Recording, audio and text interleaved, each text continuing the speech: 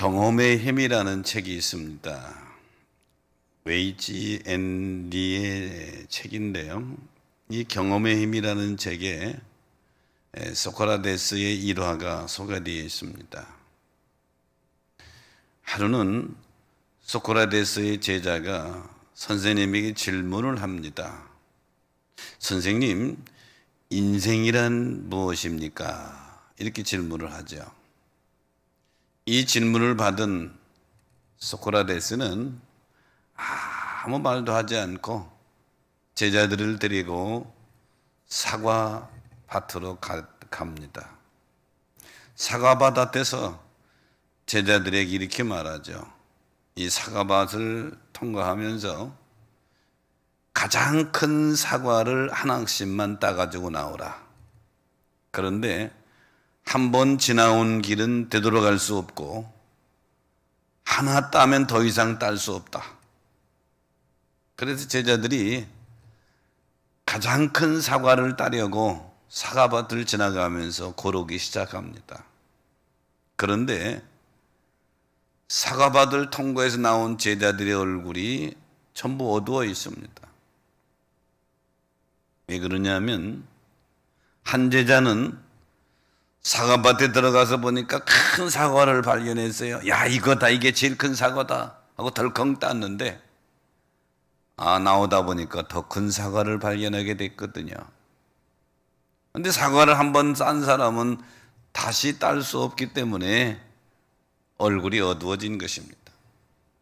또 한 제자는 큰 사과가 있어서 딸라고 그러는데 앞에 보니까 더 큰 사과가 있는 것 같아요. 이거 아니야. 그리고 저거 따라갔는데 딸라고 또 했는데 앞에 더 큰 사과가 보이는 것 같아요. 그렇게 고민하면서 지나오는 사이에 결국 사과밭을 통과하면서 하나도 못 가지고 나온 것입니다. 제자들은 소크라테스에게 선생님 한 번 더 기회를 달라고 부탁을 합니다. 한 번 더 기회를 달라고. 이때 소크라테스가 이렇게 말하죠. 잘들 기억하거라. 이것이 인생이란다. 인생에는 언제나 단 한 번의 선택이 있을 뿐이고 한 번 더라 하는 것은 없다. 기회가 왔을 때 기회를 놓치지 말거라. 12월 첫 주인데요. 2021년 지금 지나간 세월의 기회는 다시 잡을 수가 없죠. 근데 오늘 본문에 등장한 주인공 바울은 기회를 잘 잡아서 십자가의 인생을 살아간 인물이 바울 사도입니다. 원래 바울 사도는 예수의 제자가 아닙니다. 나사렛 예수를 이단자로 여겨서 그를 따르는 제자들을 잡아 죽이는 일에 앞장섰던 사람이에요. 사도행전 7장에서 스데반 집사를 처형하는데 진두지휘했던 사람이 사도 바울이에요. 그것도 분이 풀리지 않아서 예수의 제자가 다메섹에 많이 있다는 소식을 듣고 대제사장들이 가서 체포영장을 받아가지고 그들을 잡으러 가는 사이 다메섹 그 길에서 예수를 만나게 된 것입니다. 거기서 부활하신 예수를 만난 사울은 나사렛 예수가 이단의 예수가 아니라 이분이 우리가 기다리던 바르고 메시아로구나. 바울은 그 순간부터 메시아인 예수 그리스도를 꽉 붙잡고 일생을 살아갔습니다. 기독교 2000년 역사상 가장 위대한 삶을 살아간 사람을 꼽으라면 대부분 다 사도 바울을 아마 지목하게 될 것입니다. 오늘 본문 디모데후서는요, 이런 바울이 자기 생애의 마지막 부분에 자기 제자이면서 믿음의 아들인 디모데에게 보낸 서신 중에 두 번째 서신이고 이것을 목회 서신이라 하는 별명도 붙어 있습니다. 당시 바울 사도는 로마 황제 네로의 박해로 인해서 감옥에 툭 뛰어 있는 상황이었습니다. 점점 죽음이 바울 앞에 점점 다가오고 있는 상황. 바울은 이런 상황에서도 믿음의 아들 디모데에게 마지막으로 권면하면서 오늘 본문은 바울의 마지막 고백이 담겨져 있는 그런 내용입니다. 저는 오늘 본문의 말씀을 가지고 바울의 일생이라는 제목을 잡았는데요, 하나의 끝자락에선 우리가 바울의 일생을 거울로 보면서 큰 교훈을 얻었으면 그런 생각으로 이 말씀을 잡았습니다. 바울의 일생의 첫 번째는 바울은 종말신앙으로 살았습니다. 오늘 본문 6절에 보니까 전제와 같이 내가 벌써 부어지고 나의 떠날 시각이 가까웠도다 이렇게 고백하죠. 여기 전제라고 하는 것은 구약시대 때 하나님 앞에 제사를 지낼 때 그 제물 위에 마지막으로 포도주나 독주를 부어드리는 제사를 전제라 그럽니다. 즉 포도주가 부어지면 제사의 마지막이에요. 바울은 거기서 자기 인생을 비유했습니다. 전제와 같이 내가 벌써 부어졌다, 내 인생이 다 돼갔다, 나의 떠날 시각이 지금 가까웠다 그런 얘기죠. 떠날 시각에서 이 시간은 카이로스라는 단어를 썼는데요, 기회와 때를 의미합니다. 이 카이로스는 어떤 일을 막 마무리하고 새로운 일을 시작하는 그 시점을 의미하는 거예요. 떠날 시각의 떠날은 느슨하게 만들다, 풀어놓다 이런 의미를 가지고 있는데, 이것은 선원이 배를 바다로 출항시키기 위해서 정밖에 두었던 배의 줄을 푸는 때 쓰는 단어입니다. 바울은 자기 인생 앞에 닥쳐있는 순교를 앞에 두고 자기 죽음을 그렇게 표현한 겁니다. 떠날 시각이 가까웠다. 죽는다고 표현하지 않고 떠날 시각이 가까웠다. 죽음을 여행하는 것으로 표현한 것입니다. 우리 그리스도인에게 있어서 죽음은 인생의 끝이 아니요, 죽음은 절망이 아니요, 죽음은 인생의 마침표가 아니라 인생의 쉼표다 이렇게 표현할 수 있어요. 하나님이 준비해 놓으신 낙원에 가서 쉬기 때문입니다. 요한계시록에 보면 7인의 재난, 7 나팔의 재난, 7 대접의 재난 세 가지가 나오죠. 그 중에 7인의 재난에서 5째 인을 떼니까 하늘 보좌 밑에서 순교자들이 주님께 호소를 합니다. 우리의 피의 대가에 대해서 언제 갚아주실 것입니까? 억울하게 죽었잖아요. 이때 주님이 계시록 6장 11절에 보면 각각 그들에게 흰 두루마기를 주시며 이르시되 아직 잠시 동안은 쉬되 그들의 동무종들과 형제들도 자기처럼 죽임을 당하여 그 수가 차기까지 하라. 즉 순교자의 수가 차기까지 잠시 동안 쉬어라. 어디서? 너희가 지금 있는 낙원에 좀 쉬고 있어라. 계시록 14장 13절에도 지금 이후로 주 안에서 죽는 자들은 복이 있도다. 왜? 그들이 수고를 그치고 쉬기 때문이다 그랬어요. 그러므로 그리스도인들의 죽음은 인생의 끝이 아니에요. 이 땅의 삶에서 하나님이 준비해 놓으신 낙원에 가서 쉬는 것이다 말이죠. 그래서 바울은 고린도께 편지하면서 이런 고백을 합니다. 고린도서 5장 8절에 보면 우리가 담대히 원하는 바는 차라리 몸을 떠나 주와 함께 있는 것이다. 여기 몸을 떠난다는 얘기는 죽는다는 얘기야. 내가 담대히 원하는 것은 차라리 육신의 삶을 떠나서 주님이 준비하신 영원한 안식, 거기에 거하는 것이다. 옥중서신인 빌립보서 2장 12절에 보면 나의 사랑하는 자들아 항상 복종하여 두렵고 떨림으로 너희 구원을 이루라. 두렵고 떨림으로 바울은 빌립보 성도들에게 종말신앙을 상기시키고 있는 것입니다. 구약성경 시편 90편은 짧은 인생을 지혜롭게 살아가는 방법을 보여주는 말씀인데 시편 90편 10절에 보면 우리의 연수가 70이요 강건하면 80이라도 그 연수의 자랑은 수고와 슬픔뿐이요 그랬습니다. 인생이 70이고 건강하면 80을 살아도 그 연수의 자랑이 뭐냐? 수고와 슬픔뿐이다. 시편 기자가 고백한 것처럼 우리의 연수의 자랑은 수고와 슬픔입니다. 인생 산다고 하는 것이 수고요, 인생 산다고 하는 것이 슬픔이요, 인생 살아간다고 하는 것이 아픔이라 이 말이죠. 그렇다고 아무렇게나 살아갈 수는 없는 것입니다. 우리의 삶은 하나님이 주신 선물이기 때문이죠.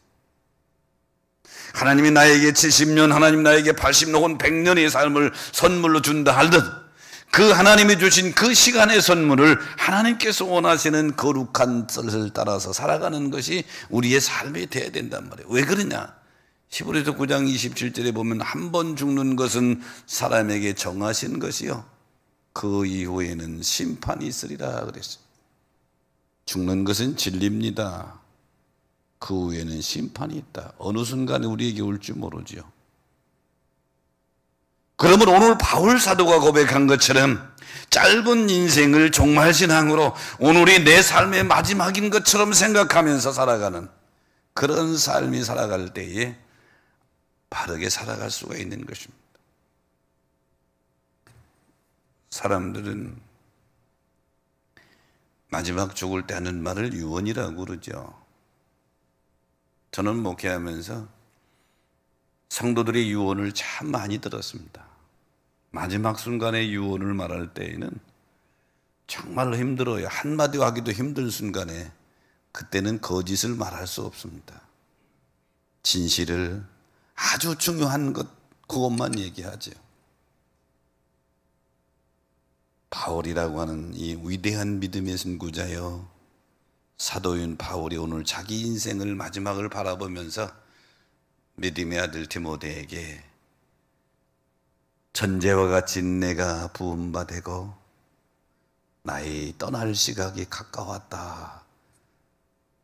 자기가 죽음 앞에 서 있다는 얘기죠. 자기의 종말신앙을 고백하고 있는 것입니다. 철학자 중에 시에루 케고르가 있습니다. 19세기 덴마크의 철학자이죠. 뿐만 아니라 이분은 신학자이기도 합니다. 시인이기도 하고요. 실존주의 철학자의 선구자로 평가받는 사람이 키에루 케고르입니다. 키에루 케고르 당시 누터교회의 무의미한 형식주의에 반기를 든 사람이 키에루 케고르고요. 당시 무신론적 실천주의자에 속했던 사르트르나 니체와는 달리 기독교 실존주의 철학자입니다. 이런 키에루 케고르가 종말에 대해서 이해하기 쉽게 이렇게 설명했습니다.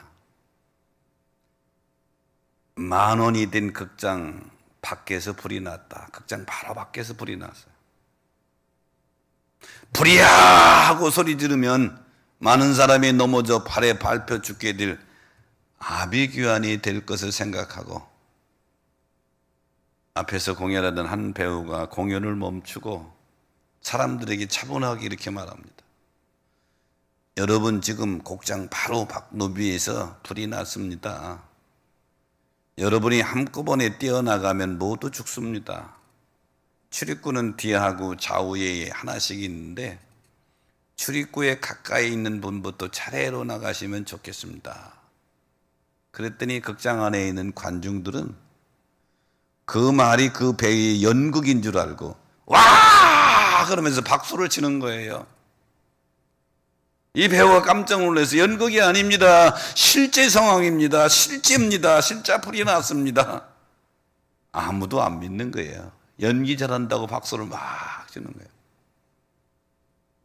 조금 있다가 연기와 불은 순식간에 극장 안을 덮치게 되죠. 구약에 소돔과 고모라가 멸망할 때 보면 롯이 자기 딸들과 정혼한 롯의 사위들, 자기 사위들에게 불러서 하나님이 이 성을 뭘로 심판하니 빨리 여기를 떠나라. 근데 롯의 사위들은 장인인 롯의 말을 농담으로 여겼다고 그랬어요. 농담으로 여기다가 죽었죠. 오늘 바울의 일생을 보면서 그는 늘 깨어서 종말신앙으로 살았다. 종말신앙이라는 말은 오늘이 내 삶의 마지막이 될 수 있다고 하는 생각으로 살아가는 것이죠. 그래서 오늘 6절에 이렇게 고백해요. 전제와 같이 내가 벌써 부어지고 나의 떠날 시각이 가까웠도다. 바울이 품고 살았던 종말신앙이 저와 여러분의 신앙 유산이 되시기를 주의 이름으로 축복합니다. 바울의 일생의 두 번째는 사명감으로 살았습니다. 본문 7절에 보니까 나는 선한 싸움을 싸우고 나의 달려갈 길을 마치고 믿음을 지켰으니 이렇게 선언하고 있는데, 여기 7절에서 바울은 완료형 동사를 3번이나 사용하고 있습니다. 첫째는 내가 선한 싸움을 싸우고 이렇게 표현하고 있죠. 이 선한 싸움에서 이 싸움이라고 하는 아구나는 고대 헬라 사회에서 운동선수들이 경기장에서 경기 벌일 때 사용하는 단어입니다. 바울은 지금 자신의 죽음 앞에서 자신의 삶을 돌아보면 나는 운동장에서 달리게 하는 운동선수처럼 혼신을 다해서 여기까지 달려왔다는 것입니다. 그러므로 사명감으로 산다고 하는 것은 맡은 일에 최선을 다하는 삶, 이게 사명감으로 사는 거예요. 여러분이 가정에서 아니면 교회에서 어떤 일을 맡으셨습니까? 아니면 직장에서 사명감으로 산다고 하는 것은 자기 맡은 일에 최선을 다하는 것입니다. 완료형 동사 중에 두 번째는 나의 달려갈 길을 마치고 그러죠. 이 달려갈 길이라고 하는 이 드로몬이라고 하는 단어는요, 헬라 운동 경기의 트랙을 지칭합니다. 바울은 지금 달리는 트랙의 마지막 시점에 도달했다는 겁니다. 이 사명감으로 산다고 하는 것은 마지막까지 최선을 다하는 것을 말하는 거예요. 목회하다 보면 참 마음 아플 때가 종종 있습니다. 열심히 일하시는, 열심히 충성하시는 분 어느 순간에 탁 내려놔요. 그리고 시험에 빠져서 나 안 할래요, 이러시는 분들이 종종 보게 됩니다. 이것은 달려갈 길을 다 달리지 못한 거예요.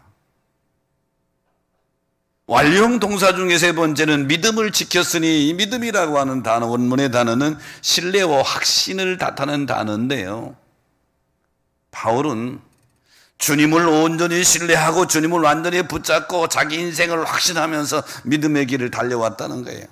믿음을 지켜왔다는 거예요. 지금도 그 믿음을 지키고 있으며 그 믿음 지키면서 주님 만날 날을 사모하고 있는 것입니다.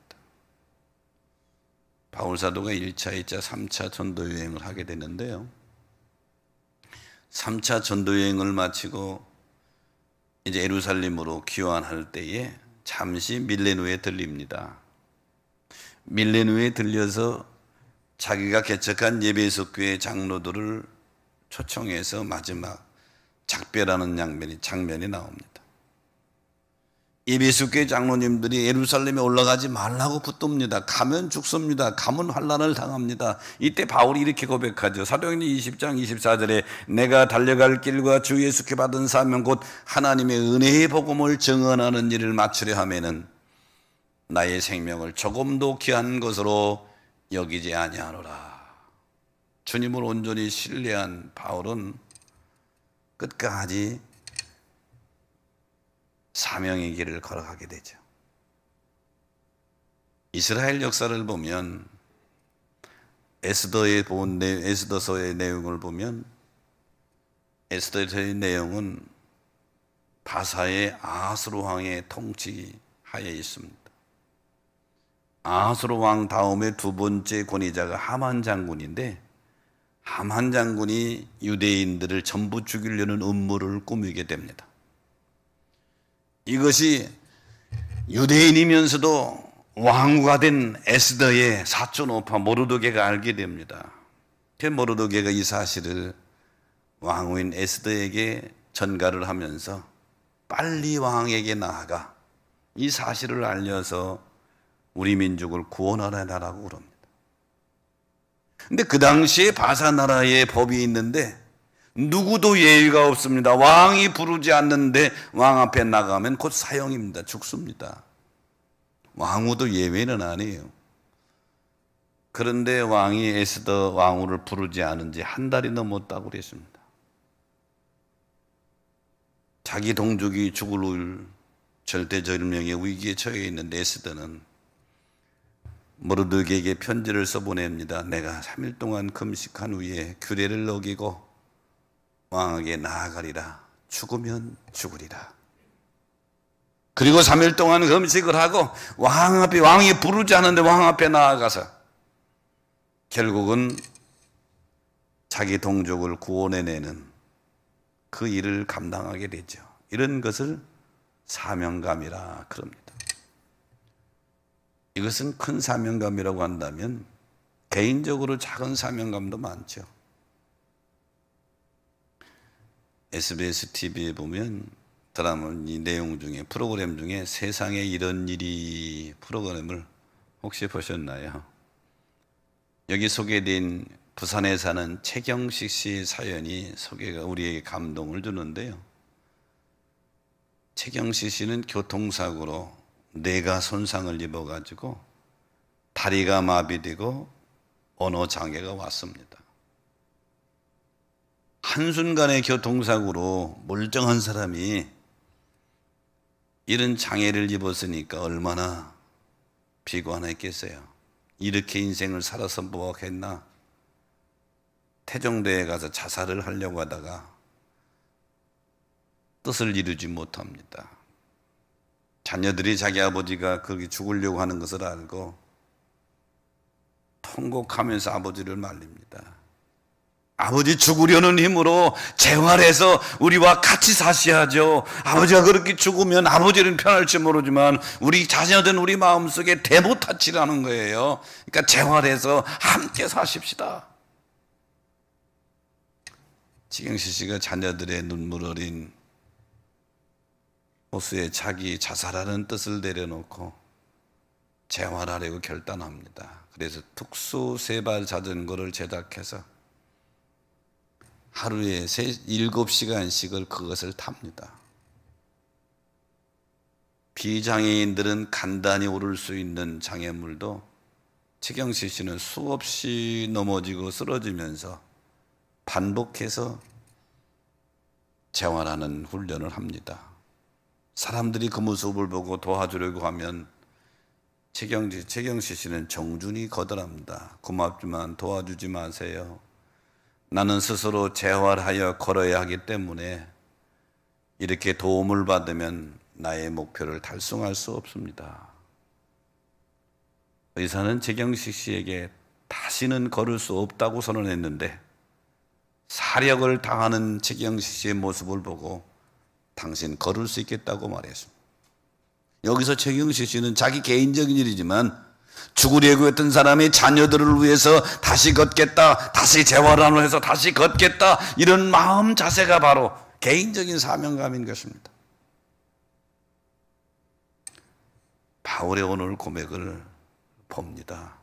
7절에 나는 선한 싸움을 싸우고 나의 달려갈 길을 마치고 믿음을 지켰으니, 여기에 바울의 사명이 듬뿍 담겨져 있는 것이죠. 사랑하는 우리 가족 여러분, 남은 생애를 그럭저럭 사는 게 아니고 사명감으로 사십시다.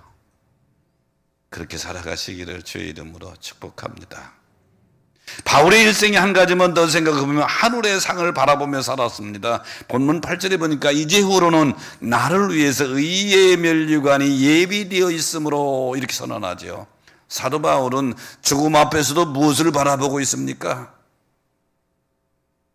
바울은 로마 시민권자이기 때문에 베드로와는 다르게, 베드로는 십자가에 거꾸로 순교했지만 십자가의 처형이 당시 너무 잔인하기 때문에 로마 시민권자들에게는 십자가의 처형을 안 했습니다.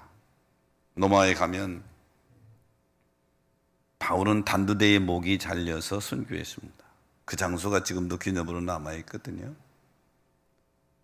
죽음을 앞에 두고 있는 바울이 바라보고 있는 것은 자기 죽음을 바라보고 있는 게 아니고요, 하나님께서 자기를 위해서 예배해 놓고 준비해 놓으신 의의 면류관을 바라보고 있다. 여기서 면류관이라고 하는 스테파노스라고 하는 단어는 올림픽 경기 후에 우승자에게 주는 월계관을 의미합니다. 바울은 자기도 인생 나그네 경기를 다 마친 후에 하나님 나에게 이런 면류관을 주실 것이다. 그래서 이제부로는 나를 위하여 의의 면류관이 예비되어 있다, 이렇게 선언하고 있죠. 바울뿐만 아니에요. 구약의 모세는 믿음의 위대한 승리자이고 이스라엘 백성들을 애굽의 노예에서 건져낸 출애굽의 영웅입니다. 히브리서 11장은 구약의 믿음의 영웅들을 소개하는데 그 중에 모세를 이렇게 소개해요. 히브리 11장 26절에 보니까 그리스도를 위하여 받은 수모를 애굽의 모든 보화보다도 더 큰 재물로 여겼으니 이는 상 주심을 바라봄이니라. 모세는 하나님이 준비한 상을 바라봤다. 바울이 의의 면류관을 바라본 것과 같은 맥락이죠. 구원은 믿음으로 하나님의 은혜로 받지만 우리가 나아가는 인생께서 믿음 생활하는 우리의 신행은 하나님이 거기에 따라서 하늘의 상 면류관을 준비해 놓을 줄 믿으시기 바랍니다. 계시록 3장 8절 이하에 보면 빌라델비아 교회의 모습을 소개하고 있는데요,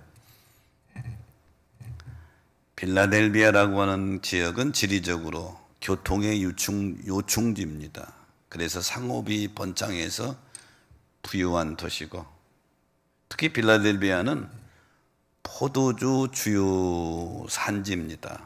그래서 빌라델비아 지역의 사람들은 그 당시 술의 신이라고 하는 디오니소스 신을 주신으로 섬기고 있었고, 이 주신을 섬기는 사람들은 방탕과 타락이 그냥 자연적으로 전제되어 있는 그런 곳입니다.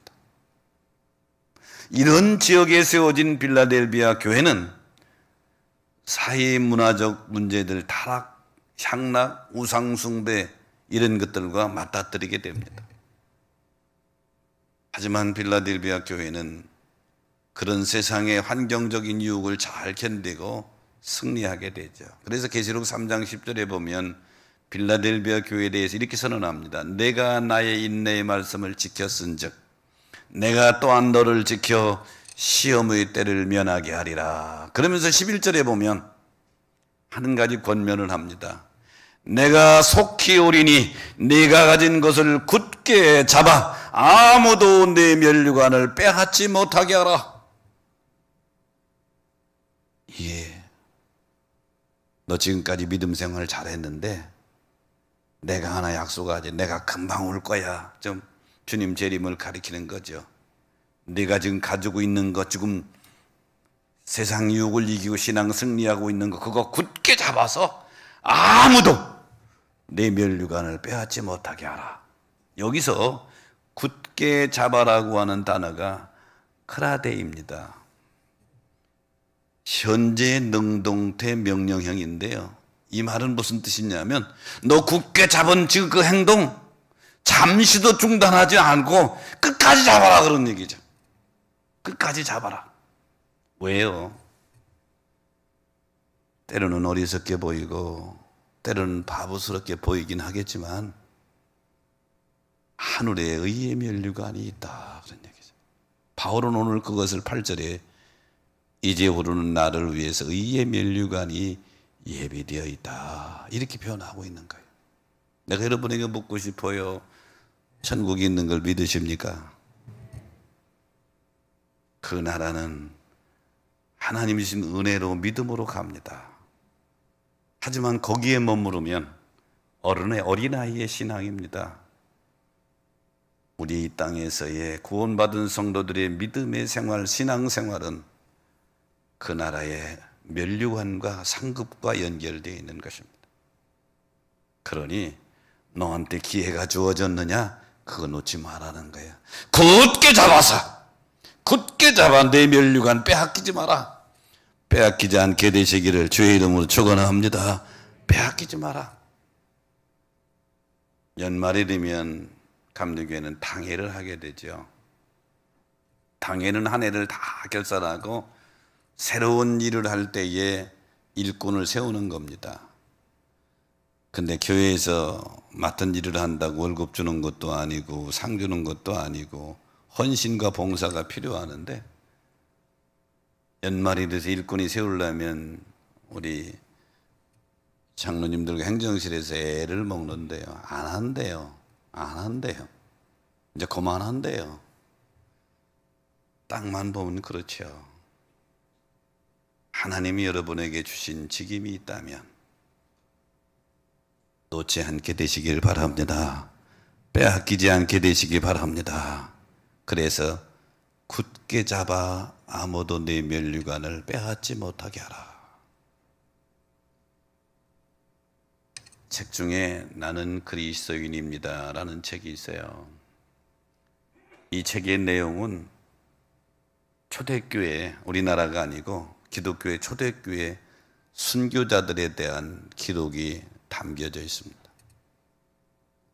부대 사람들이 순교자들을 더 미화시키려고 기록한 책이 아니고, 순교자들이 순교하게 될 때 재판받는 과정 속에서 재판의 보고 기록을 기초로 해서 기록된 책이 나는 그리스도인입니다 라는 이 책에 순교자들을 소개하고 있습니다.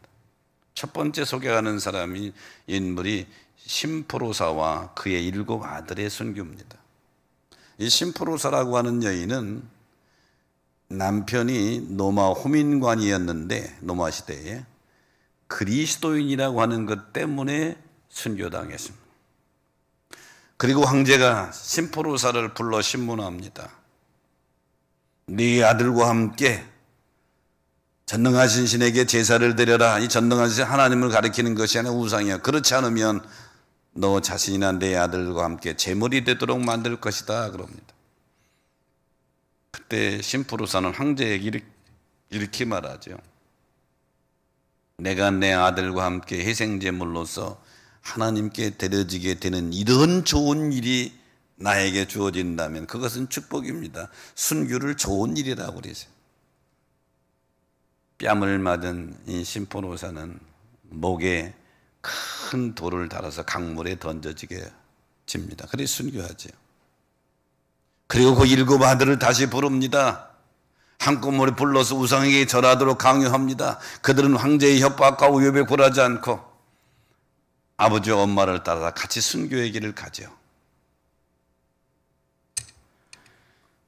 무엇이 이렇게 많은 사람들을 목숨을 내놓는 순교하게 할까요? 이들이 어리석은 사람입니까? 이들이 정신이상자입니까? 바보 천치입니까? 아니죠. 그들은 황제가 보지 못하는 저 영원한 천국을 보고 있고, 그들은 황제가 보지 못하는 천국의 영광을 보고 있고 의의 면류관을 보고 있는 것입니다. 죽음이 인생의 끝이 아니라 그 이후에 더 좋은 천국이 있다고 하는 사실을 알기에 믿음을 지키기 위해서 자기의 생명을 기쁘게 내놓는 것입니다. 내가 여러분에게 질문하고 싶어요. 여러분은 그리스도인입니까? 대답 좀 해보세요. 여러분은 그리스도인입니까? 그렇다고 한다면 오늘 말씀은 조금 부담이 될 수 있을 수도 있어요. 예수 그리스도가 나의 이 땅의 삶에서 나를 도와주는 분 정도로 여긴다면 오늘 이 말씀은 여러분에게 짐이 될 것입니다. 물론 이 땅에 우리의 삶을 도와주시기도 하십니다. 여러분의 사업을 도와주시기도 하고요. 여러분의 육신의 질병을 고쳐주시기도 합니다. 하지만 중요한 것은 오늘 바울 사도의 인생에서 본 것처럼 하늘의 소망을 품고 그 나라를 바라보는 살아가는 삶, 여기까지 이룰 수 있게 되시기를 주의 이름으로 축원합니다. 오늘 바울이 고백한 마지막 고백 디모데후서 4장 6절로 8절을 다시 한번 읽고 한번 결단하도록 하겠습니다. 디모데후서 4장 6절로 8절을 같이 한번 믿음으로 읽어봅니다. 시작. 전제와 같이 내가 벌써 부어지고 나의 떠날 시각이 가까웠도다. 나는 선한 싸움을 싸우고 나의 달려갈 길을 마치고 믿음을 지켰으니 이제후로는 나를 위하여 의의 면류관이 예비되었으므로 주 곧 의로우신 재판관이 그날에 내게 주실 것이며 내게만 아니라 주의 나타나심을 사모하는 모든 자에게도니라. 아멘. 연말연시를 승리하는 믿음의 발걸음 되시기를 주의 이름으로 축복합니다.